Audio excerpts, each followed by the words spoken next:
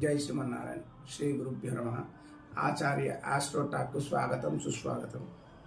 ఈరోజు క్రోధిరామ సంవత్సరం, పుష్యమాసం, హేమంత ఋతువు, ఉత్తరాయణం, సప్తమి, ఉదయం 11 గంటలకు సప్తమి తిథి, మంగళవారం.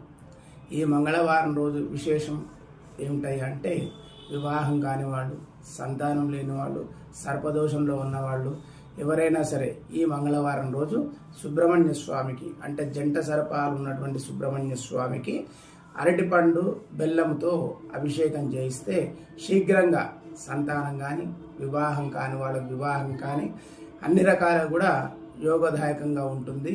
సుబ్రహ్మణ్య స్వామికి అరటిపండు బెల్లం దానితో జ్యూస్ చేసి అభిషేకం చేయాలి.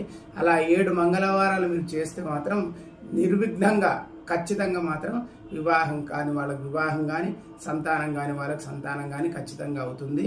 ఇది వాస్తవము. ప్రతి ఒక్కరు కూడా ఈ నియమాన్ని పాటించి 7 మంగళవారాలు అభిషేకం చేసి 7 ప్రదక్షిణలు సుబ్రహ్మణ్య స్వామి చుట్టూ చేసుకుంటే 7 వారాల లోపల మీ మనోఅభిష్టాలు నెరవేరుతాయి. జై శ్రీమన్నారాయణ.